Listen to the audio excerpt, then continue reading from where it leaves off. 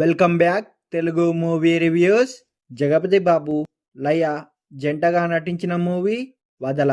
ఈ మూవీ ఎలా ఉందో ఈ రివ్యూలో చూద్దాం రండి. ఈ మూవీ యొక్క స్టోరీ విషయానికొస్తే, యోగి సిద్ధార్థ్ అలియాస్ జగపతి బాబు గారు ఒక డాక్టర్. ఆయన భార్య ప్రియ అలియాస్ లయ గారు. వీరిద్దరికో ఇద్దరు పిల్లలు. 20 ఏళ్ళుగా ఎలాంటి గొడవలు లేకుండా అన్యోన్యంగా సాగిపోతున్న వారి దాంపత్య జీవితంలోకి ఆముద అలియాస్ హృతికా శ్రీనివాస్ అనే యువతి ప్రవేశిస్తుంది.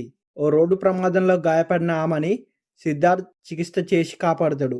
అలా అతనిపై ఆశపడ్డ ఆమె ఆ కుటుంబానికి దగ్గరై సిద్ధార్థ్ను ఎలాగైనా దక్కించుకోవాలని అనుకుంటుంది.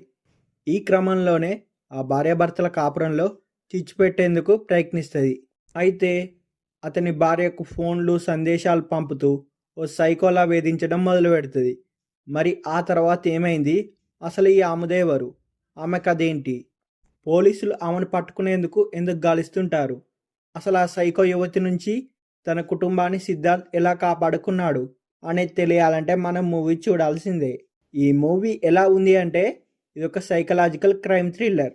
సంతోషంగా సాగుతున్న ఓ దాంపత్య జీవితంలోకి మరో మహిళ ప్రవేశిస్తే తలెత్తే పరిణామాలేంటిదనేది మనకి ఈ స్టోరీ ద్వారా చూపెట్టిండు డైరెక్టర్.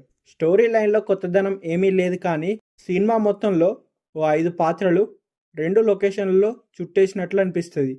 ఈ మూవీ యొక్క నిడివి కూడా 2 గంటల్లోపే.